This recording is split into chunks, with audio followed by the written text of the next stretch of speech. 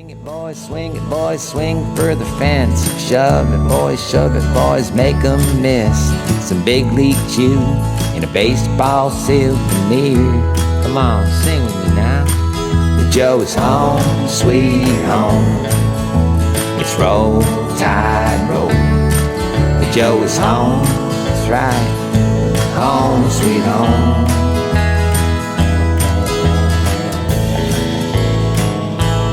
Hey, look, is that Roll Tide Willie over there? Blitz, Bama, Blitz. Thanks once again to Peter Slight and his band Campland for our theme song, The Joe. We are the Weekly Joe. I'm Paul Graham, here tonight with the usual crowd. We got Meghan Dennis back after a week off in the Conway, South Carolina office, dodging the smoke of the fires that have been there. Hopefully a little better for you. And, Definitely. Good. Griffen Smith from the Texas branch, and with a shot in hand. Drew Champlin from Dangerous Hoover here tonight, and of course Roger Myers manning the home base. Probably fresh off a day. Maybe he was at the Joe at some point. I guess the team had the day off today for UAB. I'll be out there then. No guests tonight. We're back to our kind of a traditional format. A lot to cover though, as we had a 5-game week. We've got a 4-game week, including an SEC opener. And I wanted to talk a little more tonight about our lineup going into the weekend, our pitching lineup going into the weekend. Just some thoughts on this remarkable start for the team, the 16-0 streak that ended unfortunately yesterday, and then look forward to, now we get into the meat of the season and what is to come. We'll talk a lot about Texas A&M, what kind of team they're fielding. You've seen them in the past. It's been a little bit slow out of the gate, but I suspect they'll start getting right here as we go. Then we got a couple of your questions, and then we'll wrap it up, and we'll try to set you up for the weekend. But very eventful week for Alabama baseball. A 2-0 midweek run that started last Tuesday night in a weird weather game in Jacksonville as we swept the season series with JSU by a final of 11-1 on that evening, and then followed it up with a completely different game, a pitcher's duel against a very tough Troy team. You see them ranked in these what we call mid-major rankings that you see on online. I don't know who does that. Is that 11.7 does that? Yeah, I think that's where I'd seen it. 11.7 does it. Typically, you're seeing Troy in that 2-hole, 3-hole, maybe. Cal Irvine way up there at the top, but we did take that win. That's going to be a very good-looking win as the season goes on, and we got them again later on in the season. But that was a 3-1 game.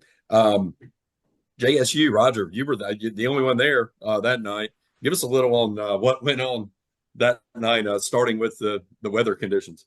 Yeah, well, I got up there, and as I was parking that lot up by I guess it's the gym, the basketball arena or whatever, and walked down to the baseball field, and as I was getting out of the car, I just saw this just wave of red dust coming across the field, and they have a turf field, and I like, what's going on? It was very, very windy, of course, and that was the night the weather got so bad in Birmingham. Yeah, it's bad here. Yeah, and there's a construction site beyond right field fence, and they were working. They had the crane lifting dirt up, and like every time they'd lift it up, it was blowing and like through BP, and like the players were just getting covered in it, and then it was coming obviously right in our faces and into the dugout too, because the players were facing that way. And it's like everybody was picking dirt out of their ears and nose and eyes and off their clothes, or red clay, I guess. Red clay, yeah, it was red dirt. Yeah. And it was just you weren't getting anything out of the park that day.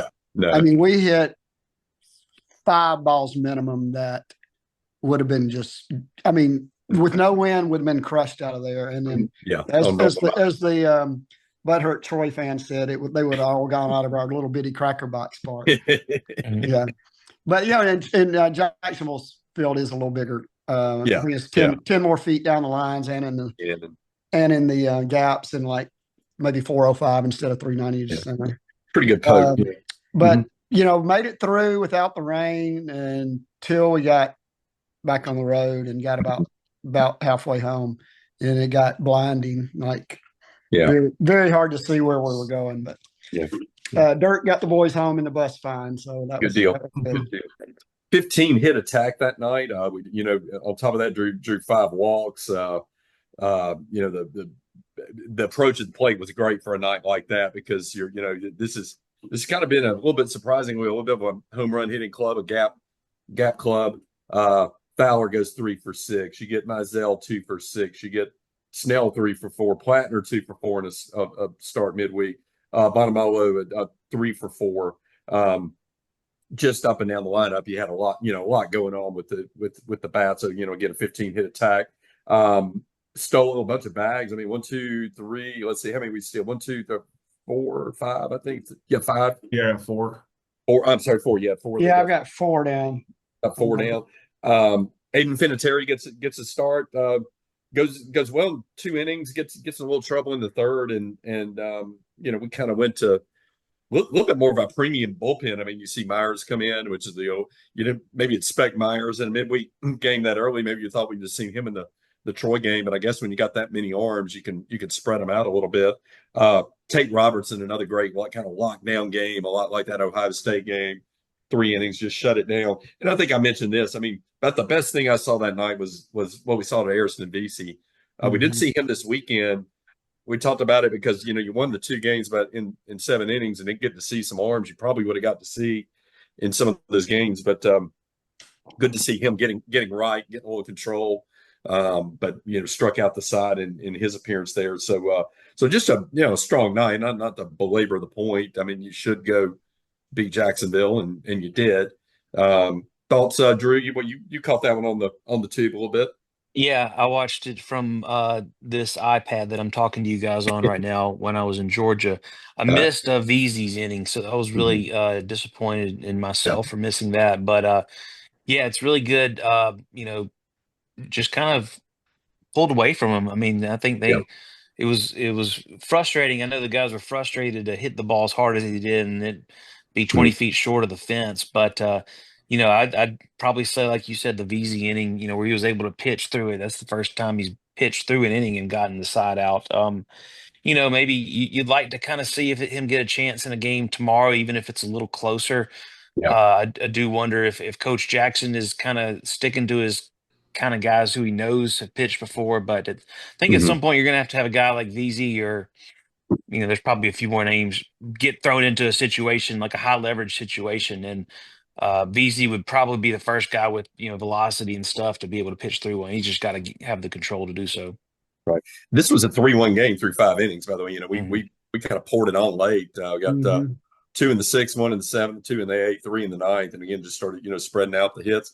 Griff, hey, we talked about VC on that segment. Tate Robertson, what are your thoughts on what we've seen out of Tate this year? I thought that, to your point, very reminiscent of the Ohio State game, but then that's a performance that I think shows what he can do. You're either going to put him on, make him hit a ground ball, or it's going to be a fly out. Kind of the best scenario for both of those. And he issued a walk, but in the grand scheme compared to what we played them less than a week ago, and it was we gave up 11. I'll take the 1 run tonight, even if or that night, I guess, if even if Adam gave it up. But it was a good performance from Tate. I think he's definitely again in that mix of we'll have a few more midweeks, but then depending on leverage situations come the weekend moving forward, he'll definitely be needed.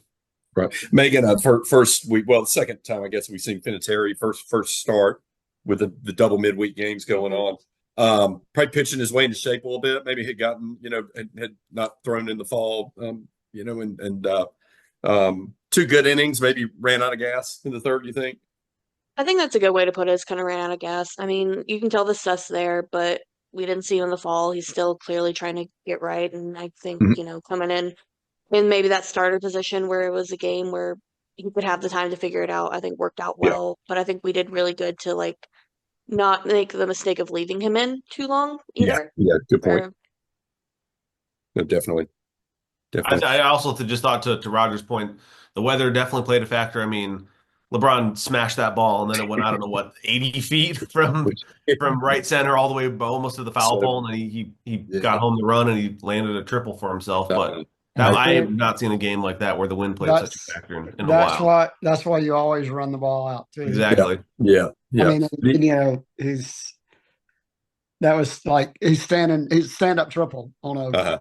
Yeah.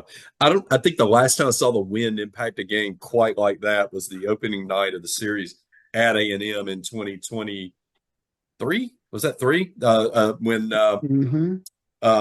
Yes. Luke Holman was on the mound for us and gave up Just like 3 or 4 home runs. monster shots. Yeah. Yes. And that was the weekend that their warning track got flooded, if I remember correctly, too, right? Yeah, we ended up That was playing. We That ended up was playing like late.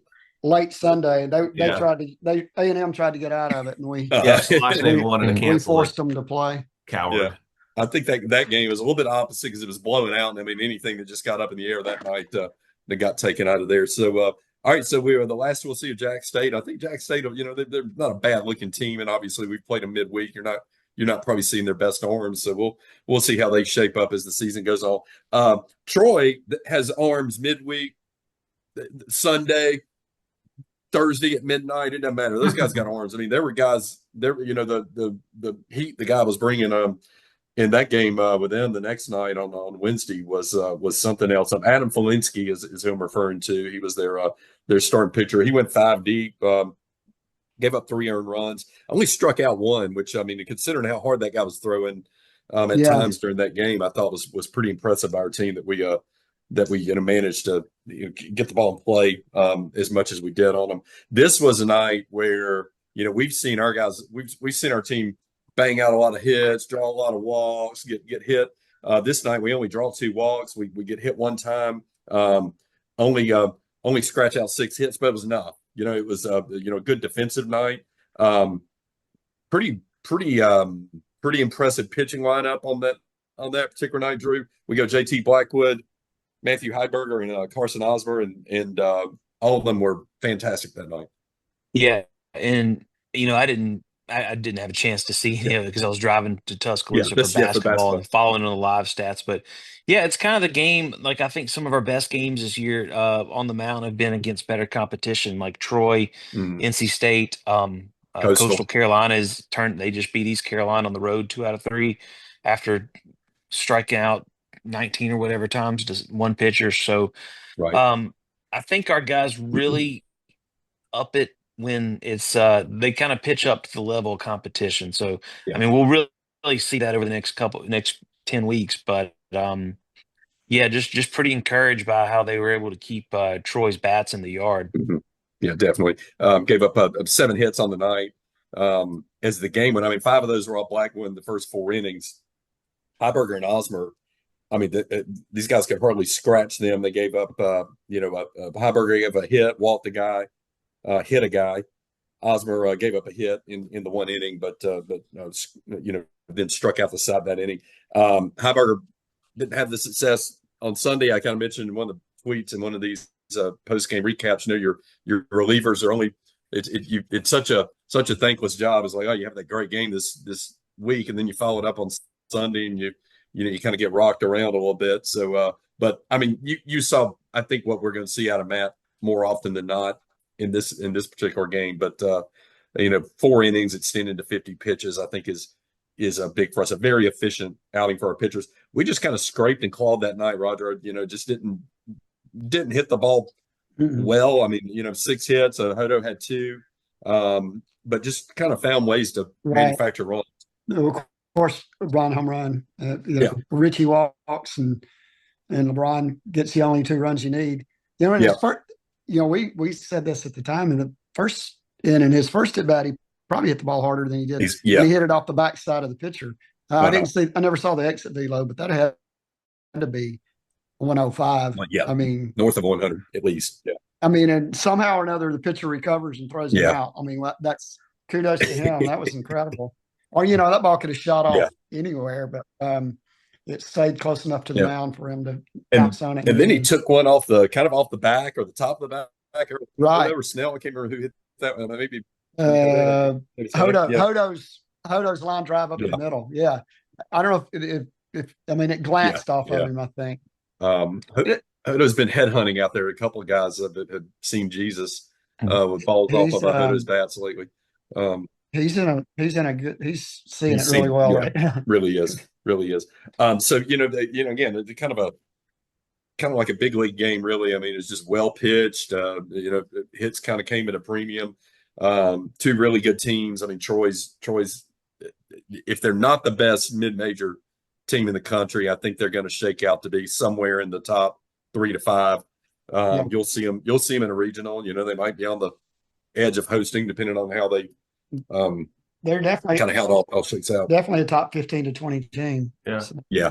I was going to say something that I noticed, at least from this game, was that best by far midweek game that we've got. I know we got, USM coming up eventually, but I thought the defense played exceptionally well. Oh, yeah. Bryce Fowler had that, I can say from last year, we didn't have a lot of defensive assists. If it was more than 3, then I would have been surprised. But he had that double play in the fourth, and I just, something that we talked about last year was definitely a need, and he's filling that void.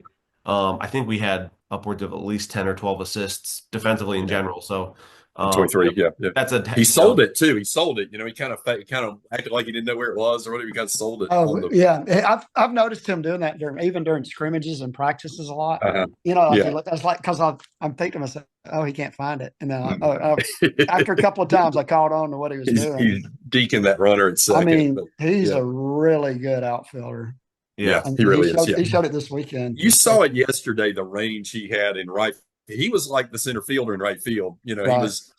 He tracked one in that gap. Yeah, I thought Richie was going to get to it, but I mean, he got there quicker, and then he robbed one off the wall. He got robbed one that was out, and he got one down by the track on a very wet track yesterday too. Right.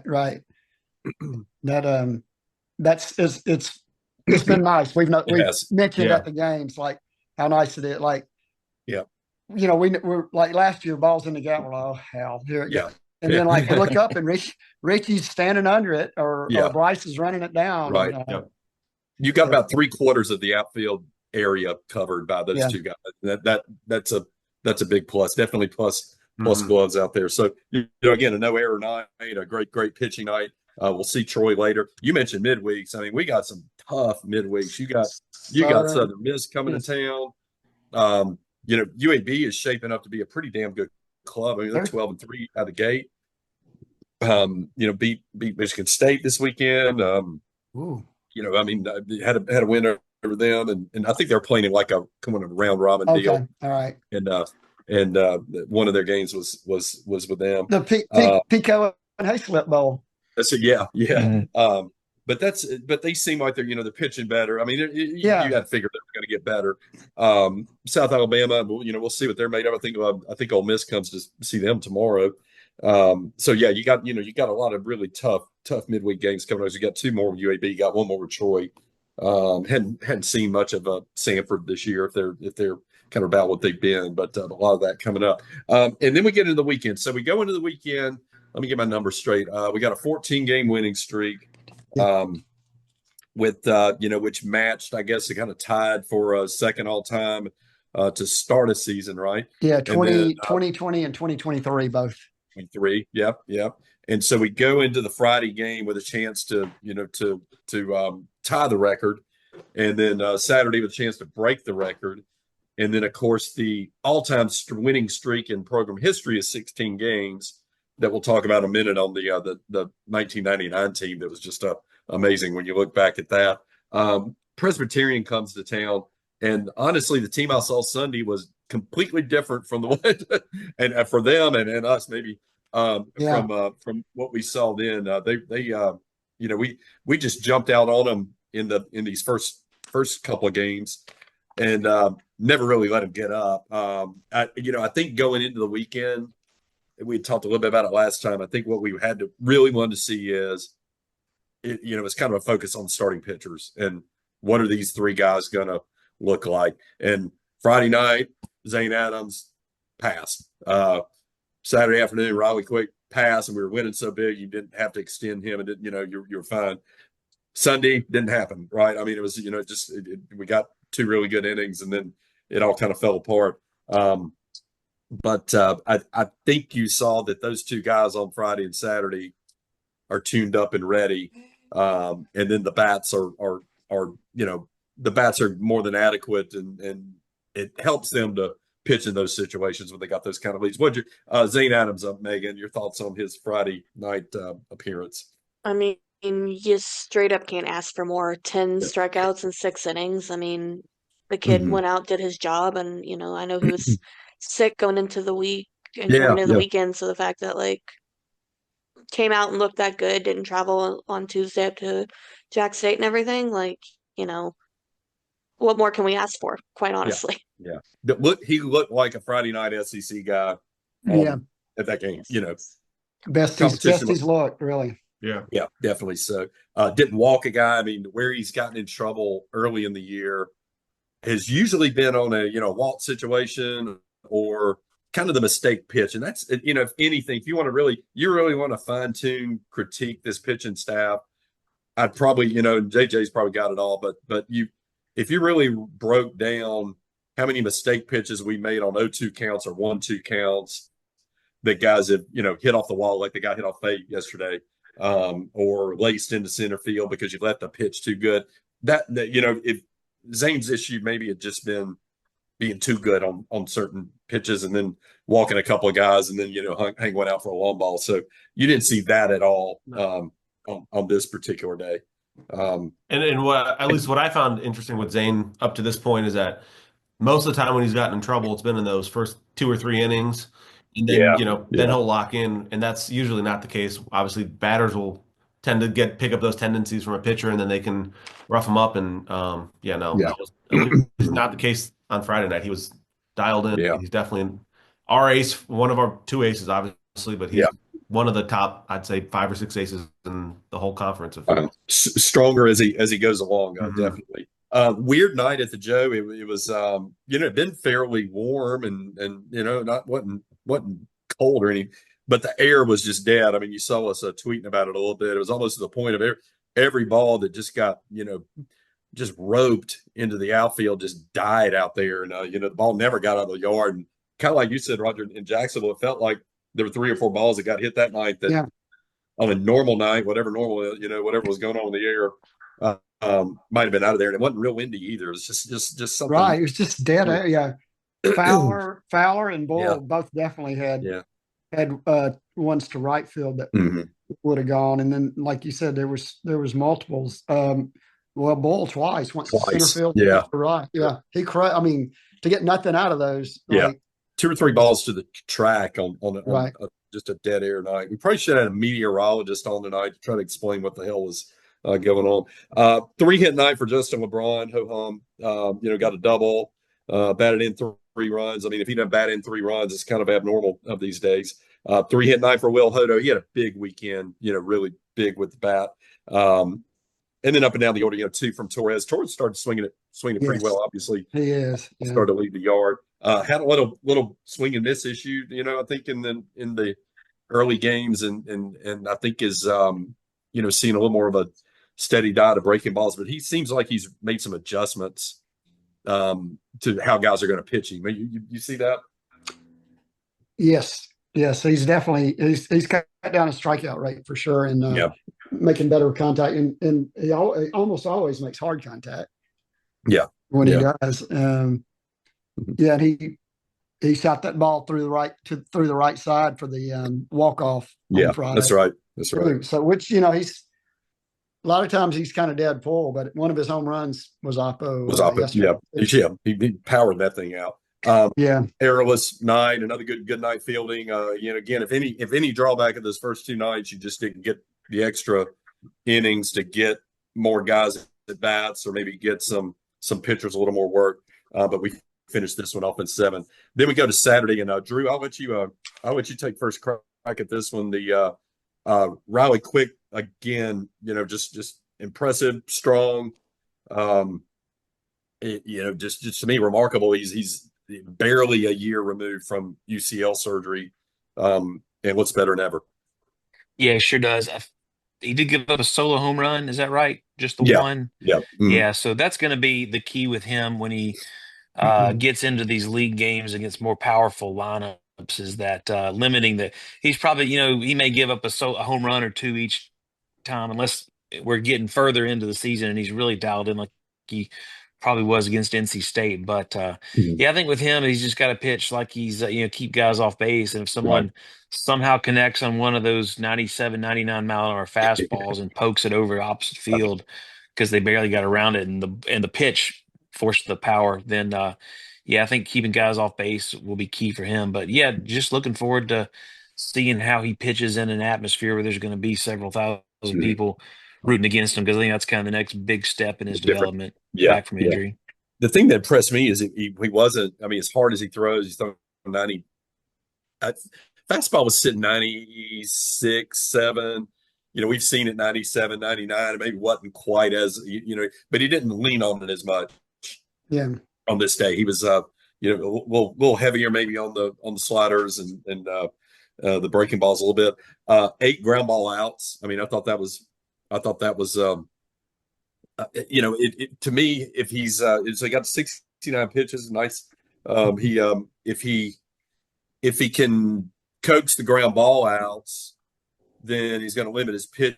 He's going to be able to go deeper into games, right? I mean, that's some of the things I'm kind of looking for with these guys, is if they're trying to overpower everybody, and they're working the counts up, as opposed to, hey, let me just rely on my defense a little bit. I think that helps Meghan. That's something you expect out of Riley. I mean, you think that helps him? Yeah, I mean, I definitely think that's, if we can get that where he can extend across more innings, it's going to be a good role for him to be able to take in. And then especially having right now, we've seen Hagen follow him up immediately too. Well, if we can get Riley deeper, does that mean we can then transition Hagen to a different role to kind of benefit us where Hagen is getting those outs for him? Right. Between the two of them, they took us all the way through the 6. Hagen came in the 4th with 1 out. Strikes out 2, faces 5 batters. I guess he got them all, didn't he? Yeah. Yep. Ground out and 2 pop outs. Yeah. So an impressive outing for him. He's the thing I'm seeing about him is he's just throwing strikes, man. I'm saying like Rob. It's strikes. It's It's stuff. It's stuff. The stuff's there. But it's a lot of strikes, and just keeping guys off base, and that's what's going to keep you in these higher leverage situations. I mean, and he's he's 90. Yeah. I mean, but and then with that weird slingshot, it sneaks up on you, right? It sneaks up on you. That whole motion thing is like. The other thing is he changes the they talk about the eye discipline of the batter and changing the eye level. He changes eye level a lot, and you see that in at bat where he climbs the ladder and he gets that eye level up here, and 90 might look like, hey, I can get around on it. You still can't get around on 90 around your shoulder blades, right? I mean, it's right. He does that a lot, and I think it's a good way to leverage what he's capable of throwing. Bo Bryan's a good outing, and that was very good to see after what had happened to him the weekend before.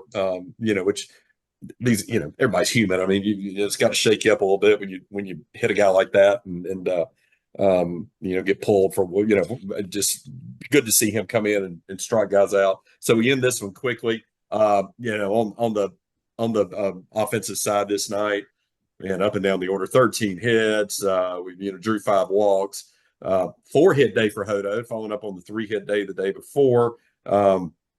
The ball was actually getting out of the yard this day. Hodo hit 1. LeBron hit 1.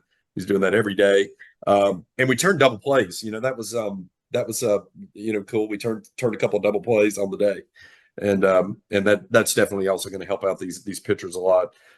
Got to see a few guys get in the lineup. John came in for Torres and played a little third. Got to start at second the next day. You got to see at bats from JoJo and Peyton and some other guys up and down the order. But all in all, a good day. LeBron drove in 5 on the day. Hodo drove in 5, and I mean that's all you needed. So we iced that game. That's 15-0, which I guess sets the 16 at that point. So that sets the all-time record for opening start of the season, streak, and then also ties our longest streak. And we go into Sunday and think, hey, we're going to, it's historic day, and it just didn't happen.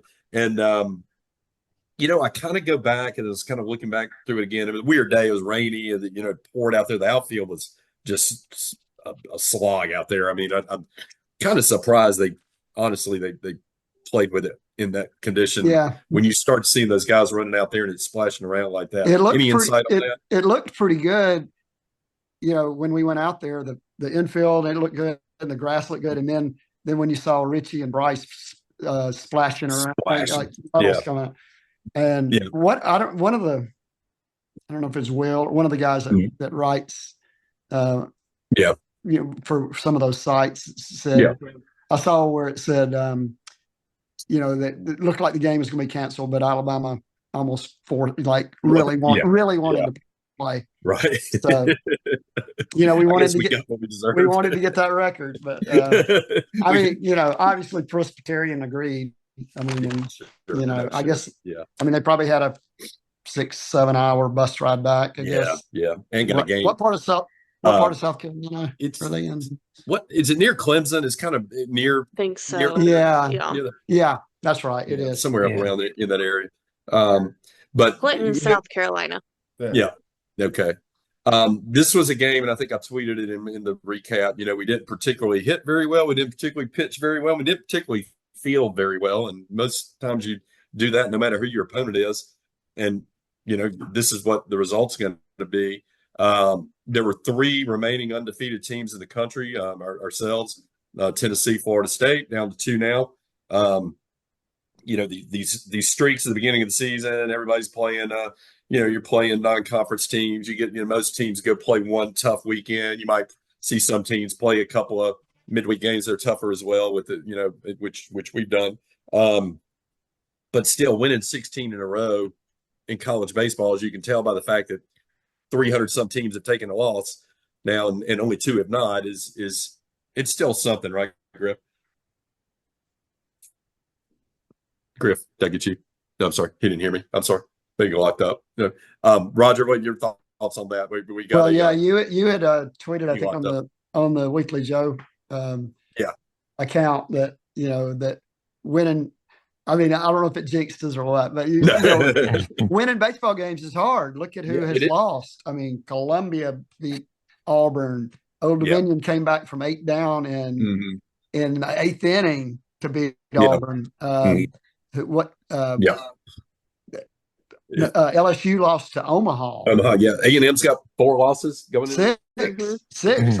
They lost yesterday, I think. Lost it. New Mexico State. And our boys from Fargo got Tulane yesterday. Got one yesterday. Yep. And they had LSU on the road. Exactly. Yeah. So I mean, yes, the so-called fans that just lose it when it's not like losing a football. It's not like losing a football game. No, not when you lost. It's 20. Not like not like losing to Mercer in a football game or just whatever. Throw some lower level team in there. But it's just going to happen in baseball. It's going to happen. Yeah. You don't go 55-0. Yeah. No, I mean nobody has. You guys were at the game, but man, I just can't help but think if LeBron turns that double play in the first inning, we win that game 10 or 12 to nothing. Yeah, because it was tailor made. It was struck. I mean, and it it came up on him, but it's a play he makes. I mean, and he's so good. He makes those plays. They get 2 runs, and then they have a lot more confidence, and then just kind of it seemed like a cold, dreary day. It was 6-6. And I was driving to a Squadron game, so I missed the last part. And I had a buddy with me in the car, so we were talking. And I get to the arena, and Mark Etheridge texts me and said, "Man, Bama pitching is going to really struggle."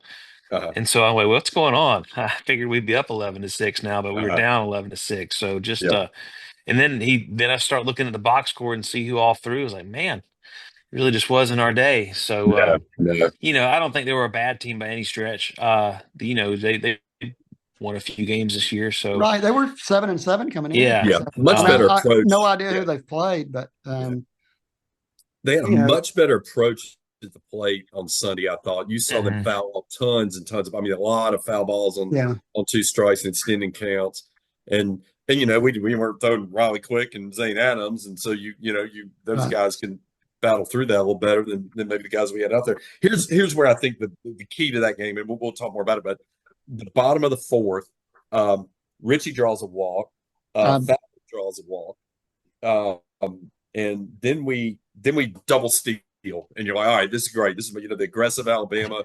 You want to see? We got second, third, no out. They intentionally walked LeBron, but so the double steal I think probably. I think it was the key to the game. Yeah, I think Kendrick mentioned that on TV. He said it takes the bat out of your best player's hand. I mean, he had a So- home run, and he hit that line shot at the Right. third Yeah. baseman that almost took his hand off, and then he walked the next three at bats. Yeah. I mean, yeah. I mean, your 3 and 4 has got to be able to get at least one of those in, but I Right. think, And that's what happened. you don't really think about that until after the fact. That man, they just, he took the bat out of LeBron's hands because they didn't want to pitch to him. Yeah, So. bases loaded, no out. Mizell pops out foul to the third baseman, and then Torres grounds into a double play. He doesn't run great, but they turned it perfectly. They turned theirs, we didn't turn ours. So, and then you think that's bad enough. The next inning, kind of the same type of situation happens. I'm just going to pull it up. Give me a second. I have to deal with the stat broadcast here. But we leave a bunch of guys. Did we leave them loaded that inning? I don't know what's wrong. yes, we left them loaded in the fourth. Uh-huh. In the fifth, we got the one in. Hodo scored after the Right. 3 walks and a sacrifice fly from Richie. Yeah. And I mean, but we just got one because Brady popped out. Yeah. Then JYJ walked to load them. Richie gets the sack fly. Then Bryce grounds out. Yeah. So I mean, you've got guys that you want up in those situations. Yeah. Other than we didn't get LeBron a chance to swing it.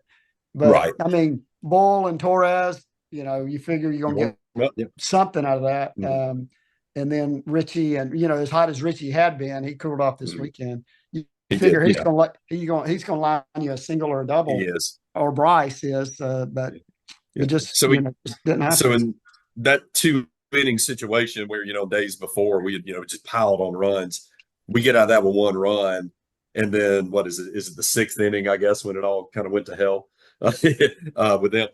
Yes. They meantime, we staked ourselves in a 4-run lead, but LeBron hits another home run. I'm sorry, I had it on my stat broadcast, and that one just kind of locked up on me, so I'm having to get the different box. LeBron hits a home run. Torres hits one. Torres hits another. So we at some point in this game, we feel like we're cruising along pretty well.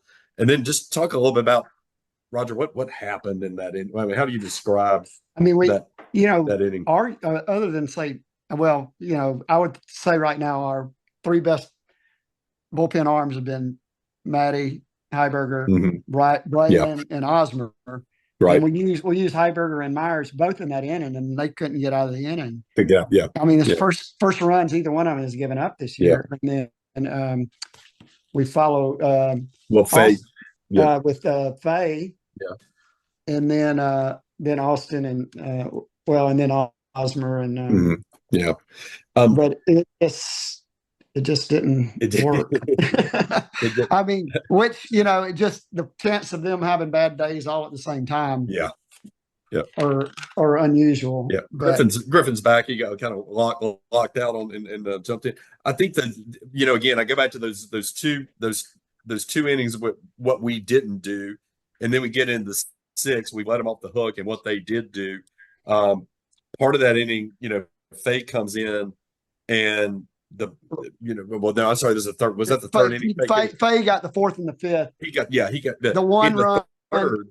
One run in the 5th because of the ball went through Hutto's legs. But when he came on in the 3rd, he gave up with the bases loaded and 2 out, he's 2 strikes on the guy, making him look silly, and then just leaves one out there too good. And next thing you know, it's off the wall. 3 runs are home. I mean, that's that's kind of the story of the game. Is like he's 1 pitch away. He just left it too good. And Bobby gets credit for all those runs. So that's right. Yeah. He pitched well otherwise, but man, if you saw that pitch on TV like I did, you're like, what's he doing? Obviously, that pitch was not called there.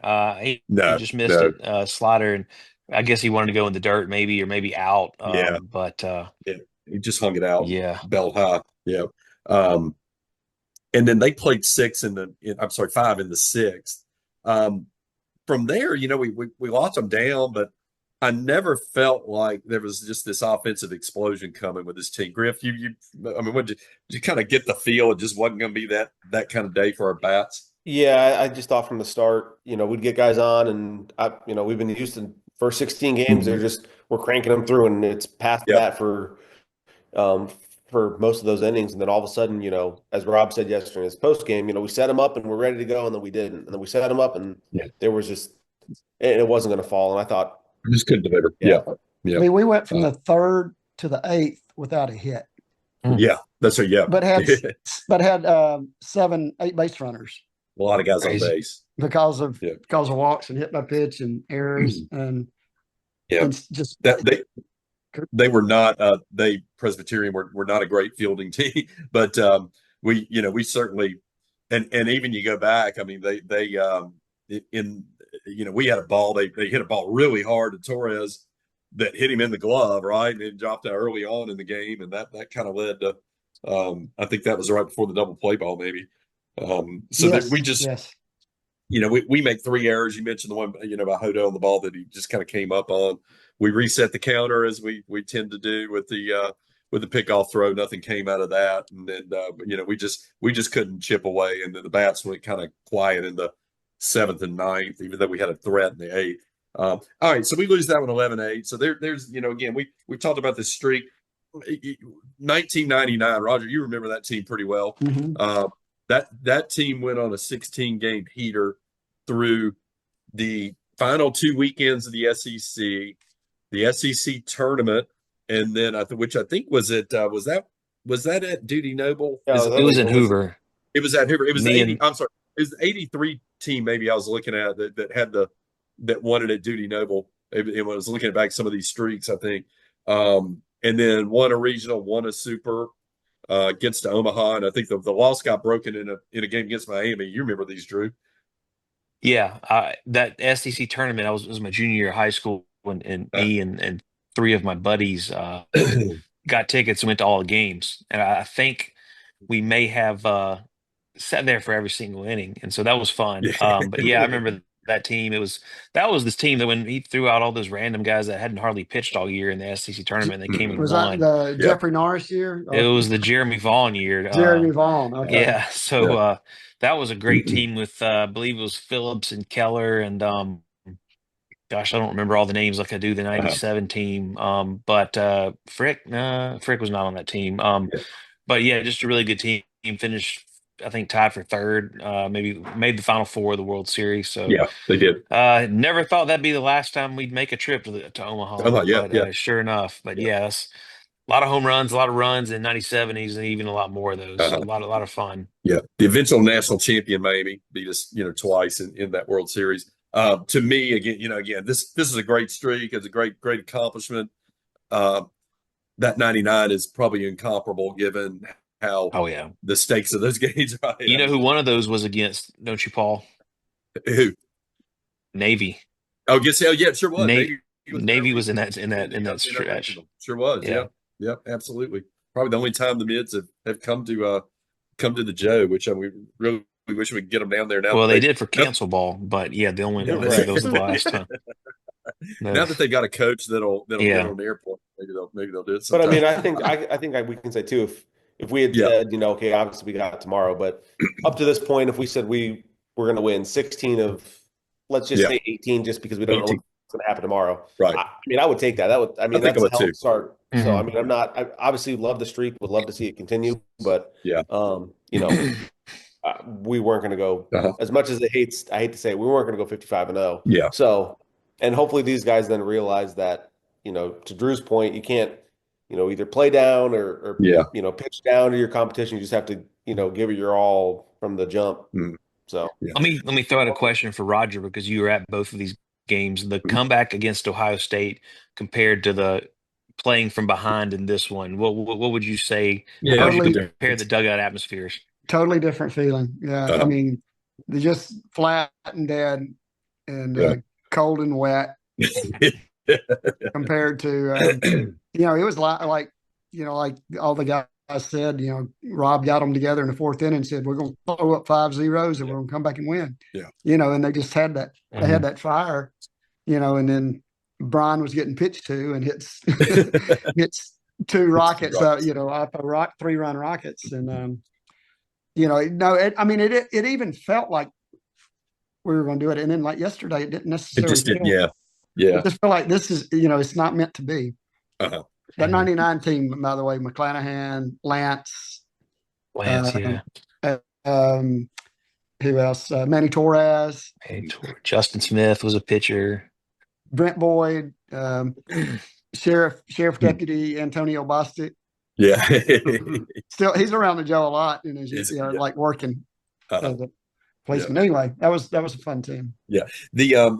I like the way Rob handled the street. He wasn't afraid to talk about it. I mean, baseball people are so weird and superstitious, and you think about, they don't touch the lines, and they got to wait, they got to do the same thing at the ball. He talked about it. I mean, which I think is good.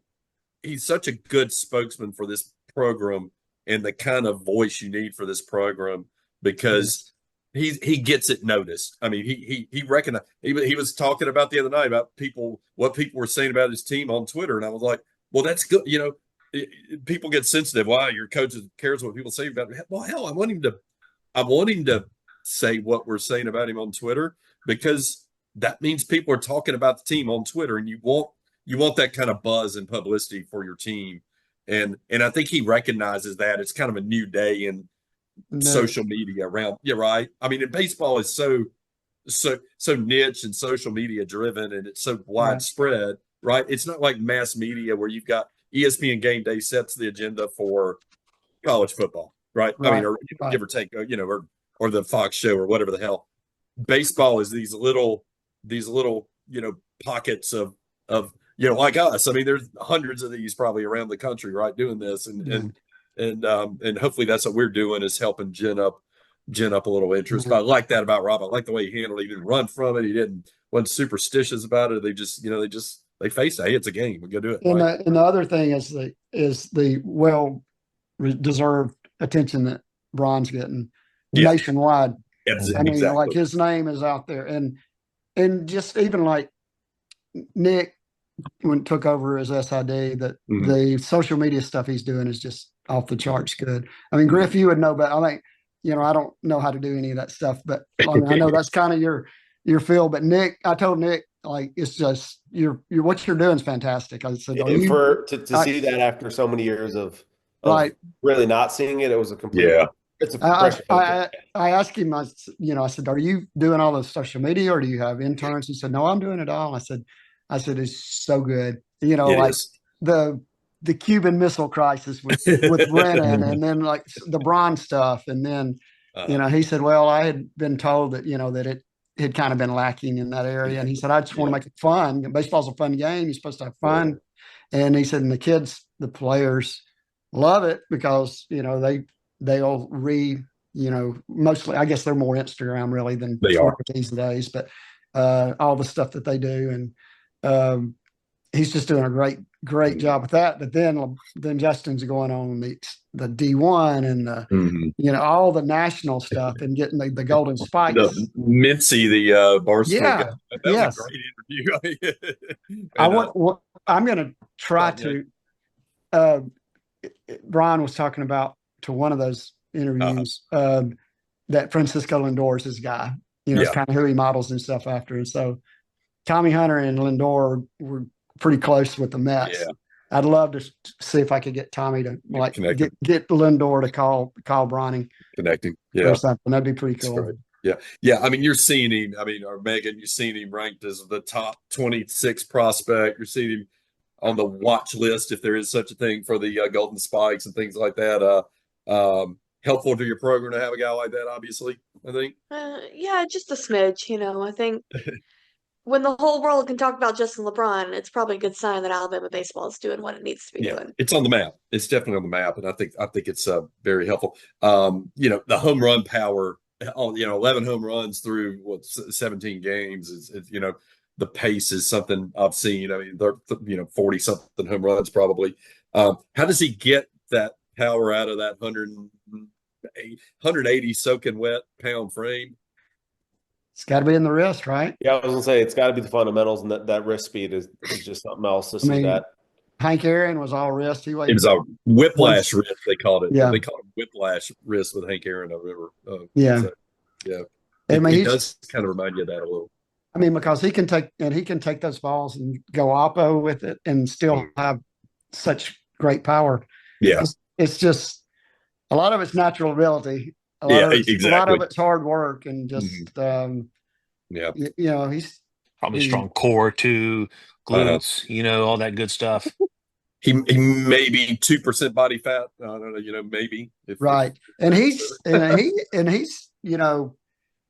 from freshman year, Megan, when we watched him in the fall. I mean, he looked like a little boy, and he still looks very youthful. But I mean, he's filled out. Kind of like you were saying with Zane. He looks like he's getting more to look like a grown man. Yeah. But I mean, so I think I heard Justin tell one of those guys who was 6'2", 180.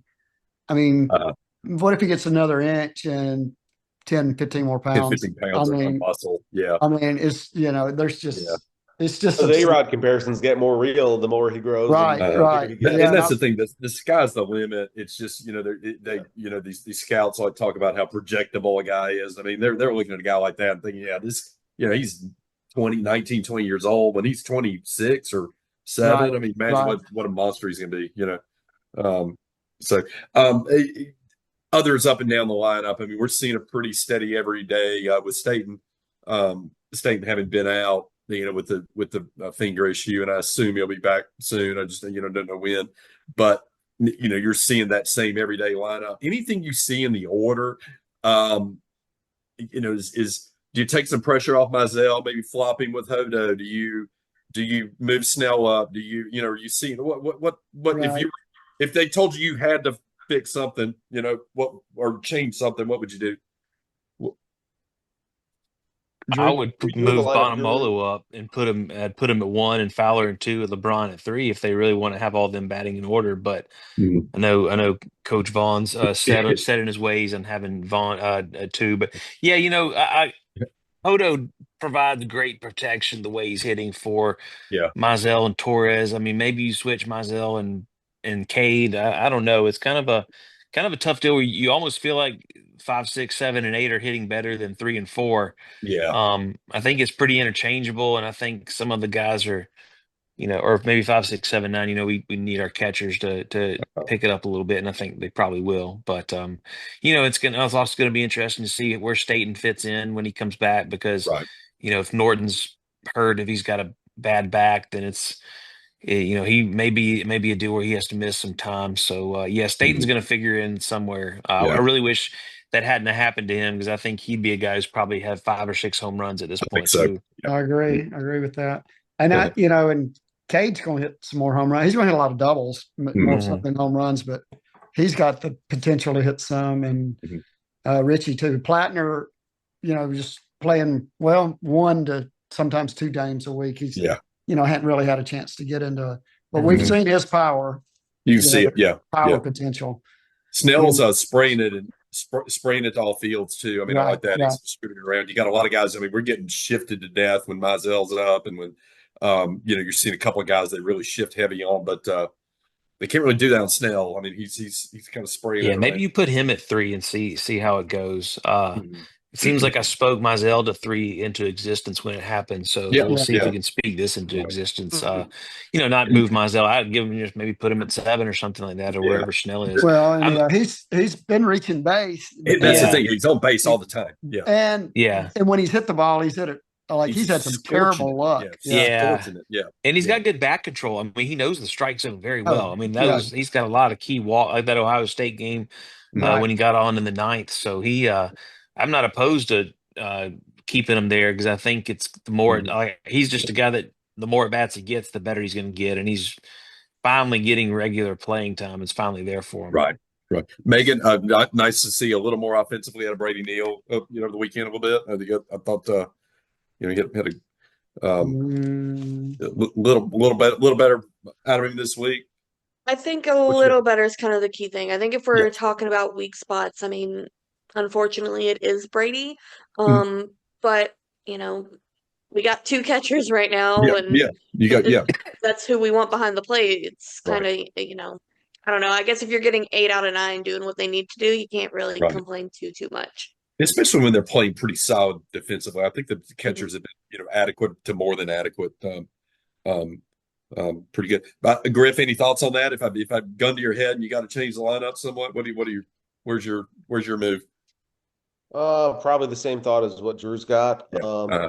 And then just kind of playing with, the new guys that get put in. I thought, obviously, I don't, JYJ didn't get the hits that he would have liked yesterday, but he's had some hard contact. So it's a lot of the young guys have shown some promising power. So if we need another guy to step in, then so be it. But I think to Drew's point, if and when, Staten comes back, he'll definitely be in the mix. And but not a ton of changes after, Hodo dropped a few spots. No. So. Yeah, Go ahead. with Staten, it's it's kind of got to be Norton or Bull. I mean, because Snell's going to play, Hodo's going to play. Platoon. Yeah. Obviously, LeBron, Bonamalo, and Fowler are going to play. So I mean, it's Torres has been so good at third and driving in runs. I mean, he's got the bat going, so it's kind of like maybe some kind of Platoon, maybe rotation platoon deal. But we're gonna have to see what happens with Brennan's back too. So that too. It may just take care of itself with Yeah. But I think he's doing a little bit better. So good. I think it'd be nice to let him rest tomorrow. Yeah. And, I think it makes sense. Give John another JYJ another shot and let Brennan get ready for the weekend, because that's it's a big game to beat Birmingham U. I hate those guys, but I would rather, we really need to win the SEC game. So pitching. Let's transition to pitching. Friday, Saturday starting, we're locked. I mean, you can put one for the other or whatever. I don't think we've said enough about those two guys. Wither Sunday. What do we think, guys? I think be shocked that if about any sums it up change. right now. Yeah, I'd be shocked if anything changes this coming week. I mean, it's kind of a deal where if you get 6 out of your first 2 guys, then you really can run Alcock there, hoping he can get you to the 4th. I think he'll get better. He's also coming off an injury, and he's a big kid. Looks. I mean, I guess he's more of a 90, 91, 90, low 90s guy.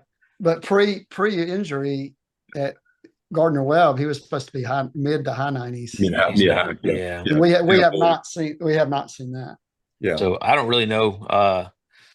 Probably a shorter leash on him, obviously, than our other 2 first rounders in the rotation. But it kind of just depends on maybe someone who hasn't pitched as much will step up. I'm not really sure that a freshman will be in the mix like they were last year, because who do we have? Like Pacey's hurt and Ketchum has thrown 1 inning, and can't think of anybody else. I mean, you need Brines to get his control back. He's a guy who could be, but it's going to be interesting to see what happens. But I really think Alcock will pitch on Sunday unless you lock him in. Blackwood doesn't throw tomorrow or something like that. Right, which I think he's already been announced, right? Okay. He's penciled in, which that was my only thought, is that you don't de-emphasize the midweek games moving forward, but you try to adjust some guys around and just give a different look on the weekends, because we know JT's looked really well in these midweek games. So that would be my only thought, but I don't see us moving off Alcock right now. You got 20. No, go ahead, Roger. Well, Banks might be long That's what I shot. was going to get to here. So, you got 27 innings every SEC weekend, give or take. You've got Riley Quick, Zane Adams. There's 10, right? Let's call that 10. Let's call 10 to 12. Yeah. 10 to 12, And, even in worst case, let's say it's 10 on that. And then say your Sunday can only get you 3. You got 13 out of 27. You got 14 innings to fill. Help fill in the blanks, Megan. Who are your if you got to get 14 innings, give me who your 6 guys are going to use to get that. Probably obvious, but I mean, I think, you got to kind of put them in a pecking order now, maybe. Yeah, I think Hagan, and then kind of going to what I was saying earlier, if we can get Riley to get us 5, can we shift Hagan to coming in for Sunday? Yeah. Braylon, Maddie, Hosmer, Mhm. Faye. Faye, Famer. yes, of Yeah, course. I better agree. Right. Yeah. You got Heiberg. Yeah. Amo, Amo, Morris. Yeah. So there's Um, 6 guys right there that. Moza, I think, but Mosa, Yeah. Mosa.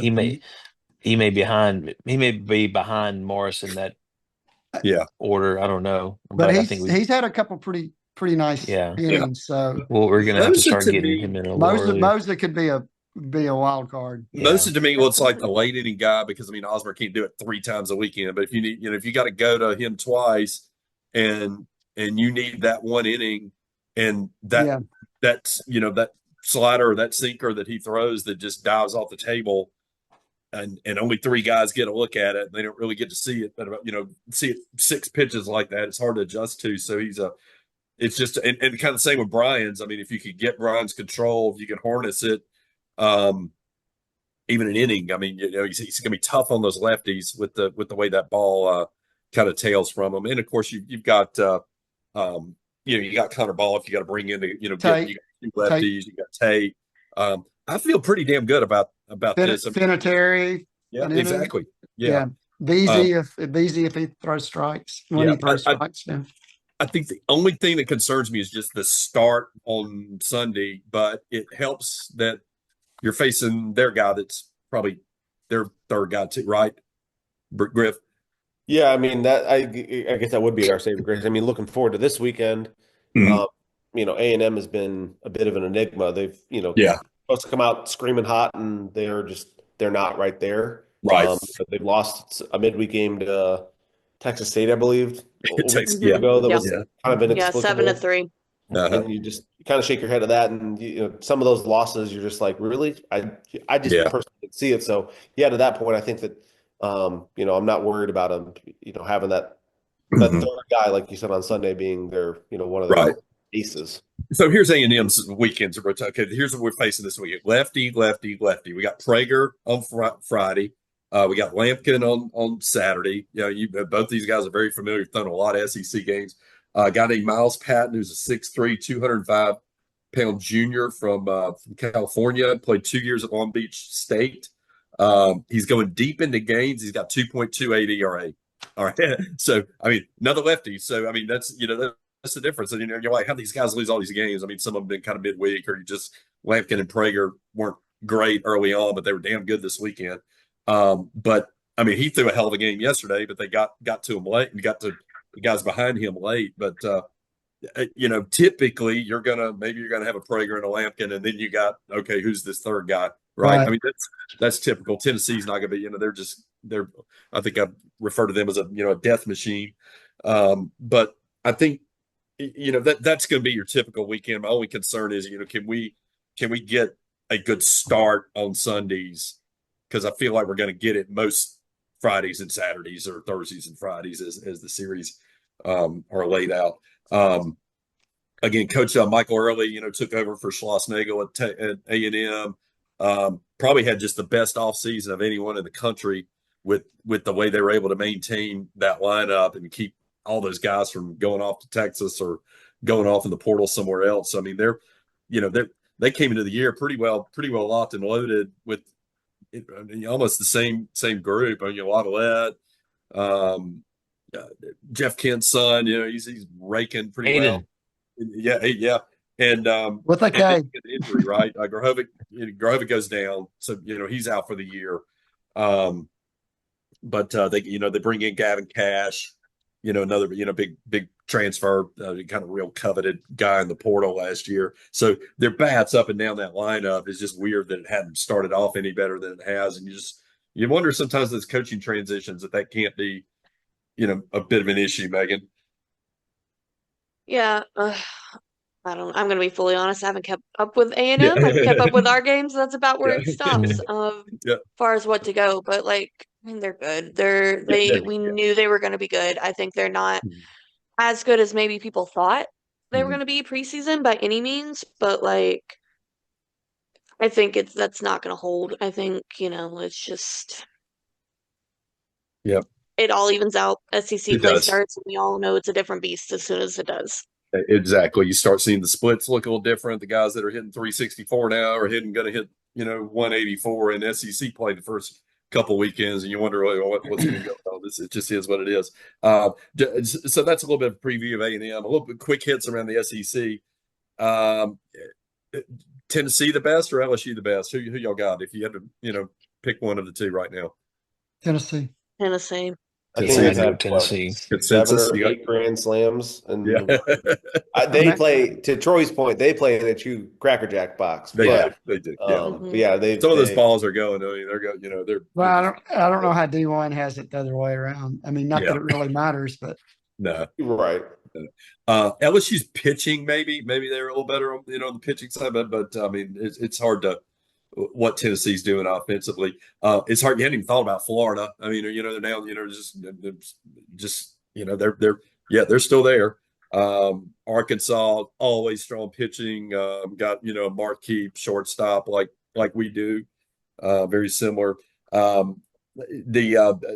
Auburn, of course, a little better out of the gate this year, but I think they're still going to have some pitching issues. They seem like they're getting into a lot of games, like our game yesterday, that they're maybe not able to finish out. But I mean, if you look at in Georgia, I mean, my God, what they're having to win games 12-11, and just really, really tough pitching. We talked about AD, and he's really struggled down there. Ooh, and a lot of our guys that I mean, I'm not going to call out our guys that transfer out, because I mean, it's just part of the game now. But when you look at who and what transferred out and kind of what they're doing, where they are now, as opposed to the guys we brought in, it's hard to look around and find a team around the country right now that kind of net won the portal this year as well as we did. I mean, have you thought about that? well, other than maybe A&M on paper, but yeah, you're right. I mean, you trade Pico and Hager for Richie and Bryce. Bryce, yeah, right. Like that. I mean, you lose Gage, bring in Torres. He's not going to be quite the 380 hitter, but yeah, I mean, you're right. It's Osmer for AD. I mean, yeah. It's pretty damn impressive the job our guys did with the kind of, I mean, some of these teams just got a lot of money to throw around, and it's great. But I mean, we're getting guys. I mean, they're having to, they're having to find some of these guys. I mean, they're may not have been as coveted. I don't want to use the same word all the time, but I mean, it is or is sought after. But most of the guys we have brought in have hit on, or we've hit on that move. So I think it's very impressive how this roster has been put together. And that's not to say too that Rob and Coach Mo and Pap, they haven't gone after those, some of those names you've mentioned, high-end guys. Obviously, there's no tampering on the Weekly Joe pod, but they're out there. They're doing what they have to do too. But I think, to Roger's point, maybe A&M, maybe LSU, maybe Florida. I mean, those are programs that point have different financial resources to throw out some players. Makes a difference. But I'm sure happy with everything we've got right now. I'm not. No, absolutely. A couple guys that left even in prior years. There's not a whole lot that I would take back from others. Yeah, so. I think it's worked out well. I think it's the way it's got to be. I mean, if you're going to build a team in Alabama, this is how you got to do it. I think, and they've done a great job of that. All right, a couple things to wrap up. We got a couple of questions from our dedicated viewers and listeners. Haas Flowers, who always sends us a question. Appreciate him listening. How does this year's team avoid the road woes we faced last year? And let's talk about our road woes last year. Sweep at Kentucky, wasn't even competitive that weekend. Sweep at Georgia, which one was kind of close, and the other two really weren't. We had I kind of got the illness at Mississippi State. We salvaged the game. It's good. Lose 2 out of 3 to a pretty bad Auburn team, and really got down to the wire, having to win that last one to even get into the regional. Who was our 5th road series? Ole Miss. We won 2 out of 3. We all missed. We did. Yeah. So that puts us at 5-12. I think we were. Well, let me think. 5-10, 15 road games. 5 and 10. 5 and 10. 5 and 10. Yeah, I think we're 5 and 10, and then we were probably 8 and 7. 7. Yeah. Maybe we were. I think we might have been 4 and 9. Let me get my. We won 1 at State. We won 1 at Auburn. We Two at Ole won Miss. Do it Ole two at Ole Miss. Miss. We didn't win We were- any at Georgia or Yep. Yep. Kentucky. 4-9 So we then, then were 9 and 4 and 6. 11. 4 and No, I'm sorry, 11. Or 4 and 11, yeah. 11. Yeah, we'll get it right here in a minute. We were 4 Yeah. and 11, and then we were 9 and 6 at home. Yeah. Yeah. So, all right. So here's what I think on this. I mean, just the first thing, you got to avoid sweeps. I mean, you can't get swept. You damn sure can't get swept twice. Mhm. Right. So that's a start of it. I think the second thing, and I'll just throw this out here: starting pitching. What's the difference this year and last year? Yeah. Yeah. We lost Really two of them quick. before the season or before Exactly. Yeah. That's the Well, other it- thing to me. yeah. If you can keep your starting pitching healthy, and you can go into every weekend with Zane Adams and Riley Quick against their two best arms, hopefully you're not going to get swept, or if you do, you're maybe going to win another one 2 out of 3 that we didn't win 2 Right. out of 3 this time, right? Right. What are some other factors you think there's maybe difference with this club? Mm, Avoiding like- food poisoning. yeah. Right. Avoid. Yeah. Don't. Yeah. Don't eat the lunch meat.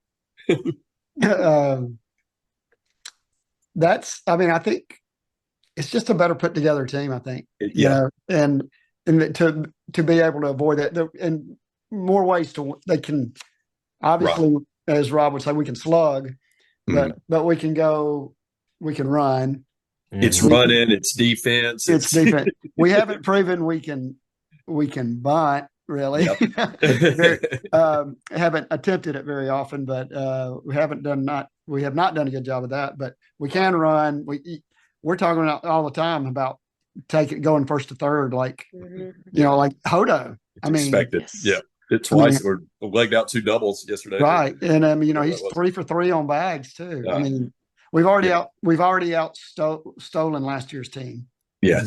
Yeah. So, and that was, McCants had 14 and Brian had 7, and that was almost it. Mhm. I talked a little bit about the mental makeup of this team. It's just And mental makeup Different. and a deeper bullpen. Mhm. Yeah. I mean, we basically had 3 guys we could go to last Yeah. year. And Right. now we were just going over the list. We got 7 to 10 guys that Exactly. legitimately, you can use out of the pen. So Mhm. Yeah.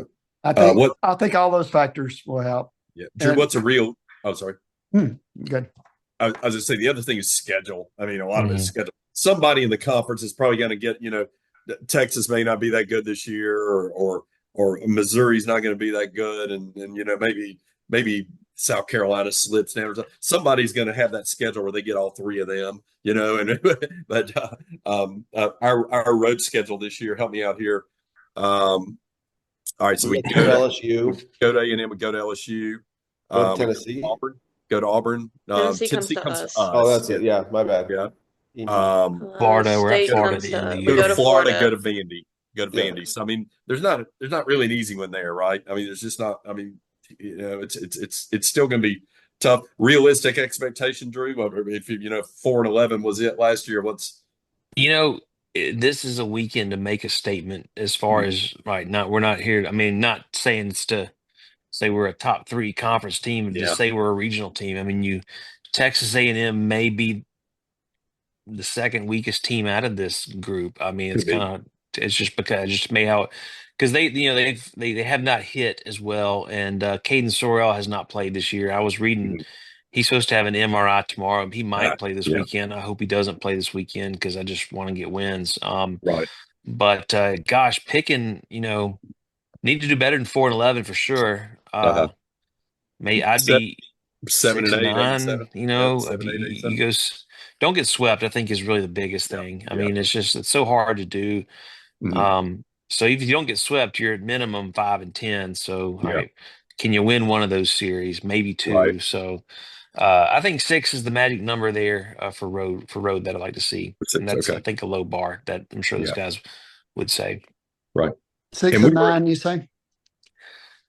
That's what they should at least. Yeah, I mean, I'm not saying that's going to be the record, but Well, 6 and 9 on the road, 9 and 6 at home. You got Yeah. You got You're it. 15-15. Yeah. Yeah. Yeah. And if you look at last year, I mean, that was pretty achievable. I mean, you feel like you should have won one more at Auburn. Could have grabbed one somewhere up and down. Maybe just don't get swept at Kentucky or don't get swept at Georgia. And then if you maybe had swept South Carolina when you had a chance to come back and win that. I mean, that you're talking 3 games. Yeah, we It's had a lot of big base running swing. errors. Yeah, I remember the one with TJ getting picked back off at the end of the yeah. South Carolina Into game. the game. Yeah, Mhm. yeah, That Georgia game, I think game 1, we had a bad one where someone got yeah. thrown out at home. I can't remember who, Uh, maybe I- Petrutz. Petrutz was usually in the middle of those. he was Yeah. rounding third, Slipping around third, We had a bad slipping and base coming running around error third. that just killed us in that first game that we Yeah. probably would have won without it or could have won.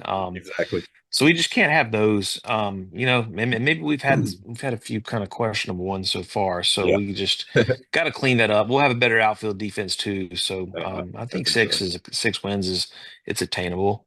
I think this team's built better to play on the road and be like I said, mental makeup. I just see a lot different mental makeup of this team. Not that last year was a bunch of mental midgets. It's just there's a toughness here associated with this team, and that you just a team that's more aggressive and better defensively tends to have a better baseball mentality, I think, and that kind of makeup. I thought the biggest and probably the question everyone wants to know here, Logan Criswell, Lobama Sewell on Twitter, big fan of the podcast, big fan of Alabama. He's always there. Unfortunately, the time has come for the first this season. Raj will be wearing a different cap. Which cap will we be seeing tomorrow that will start a new streak? Tigers, Mets. He's Royals. What's it Well, gonna be? I was actually thought about this earlier and had forgot to bring it up.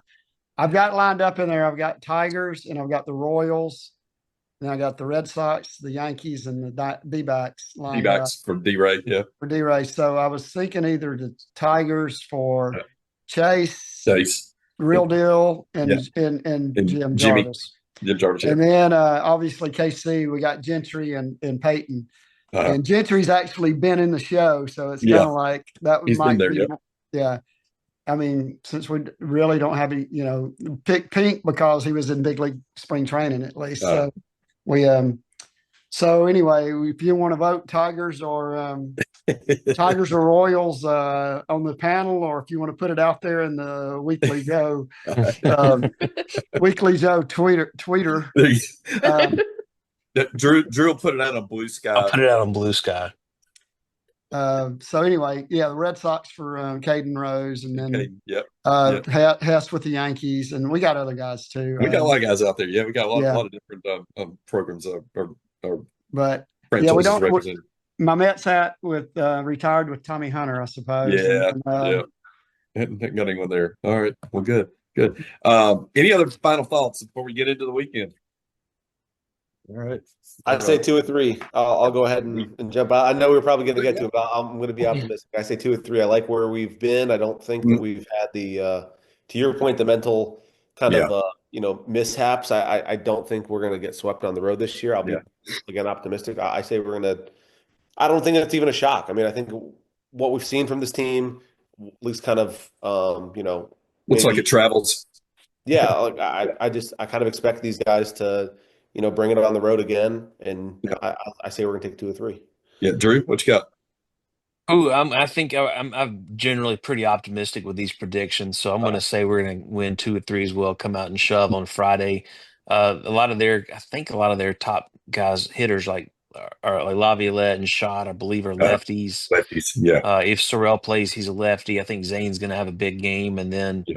We're going to have to pick it up one of those other 2 nights. I mean, you feel good with Riley, but what if you run into a deal where the wind's just howling out? Exactly. You get it in the air, it's going to be tough. But I'm flying to Germany this weekend, and when I take off from Atlanta, it'll be 6:45 Eastern. So I should, right when we hit cruising altitude, my internet up there better be working, my ESPN Plus better be working, and watch Tide Sports for 5 hours, and then hopefully sleep for 4 hours, and then I'll be there.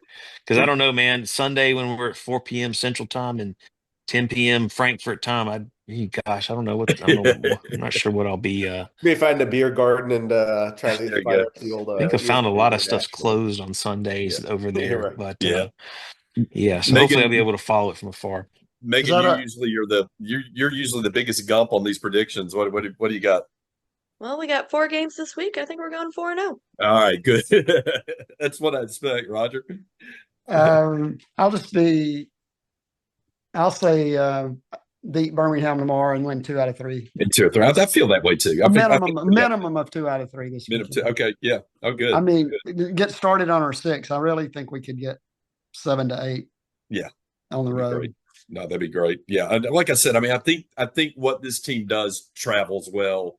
Where we saw it in some of these weeks where games were hit 5 home runs, then we have a 3-1 game with Troy in a midweek game. I feel like this team's kind of built for different types of games, and as the weather warms up, I think the ball's going to jump off these bats a little better too as that goes along. And I think as we mentioned, and you just don't think about it because we're just in the middle of it all the time. Just how many reliable, fairly predictable arms we got out of the bullpen that we can go to that I think are gonna serve us well as we get on the road in this conference. So all right, but hey, we'll know soon enough. We got UAB tomorrow night, Birmingham tomorrow night at Regents Field downtown. That's a 6 p.m. start at. That'll be an ESPN Plus game, and then let me help me out. I think we got a 6:00 game on Friday.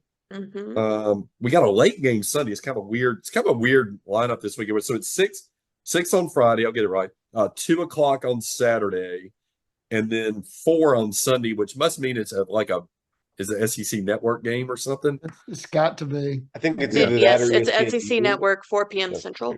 Yeah. The other 2 games are on SEC Plus. I don't like that for the drive home. That's right. Yeah.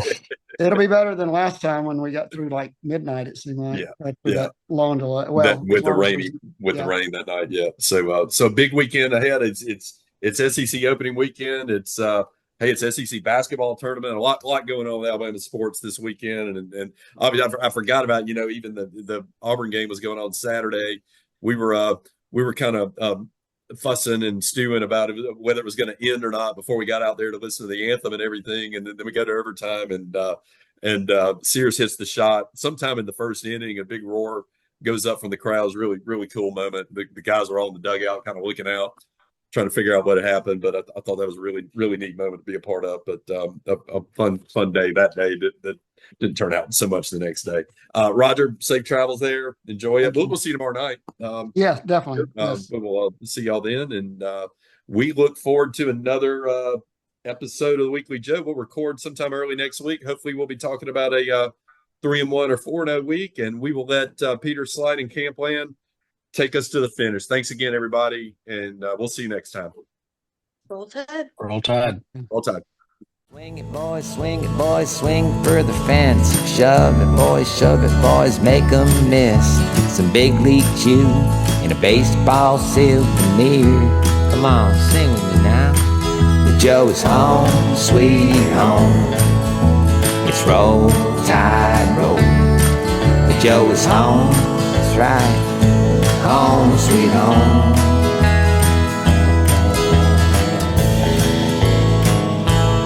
Hey, look, is that Roll Tide Willie over there?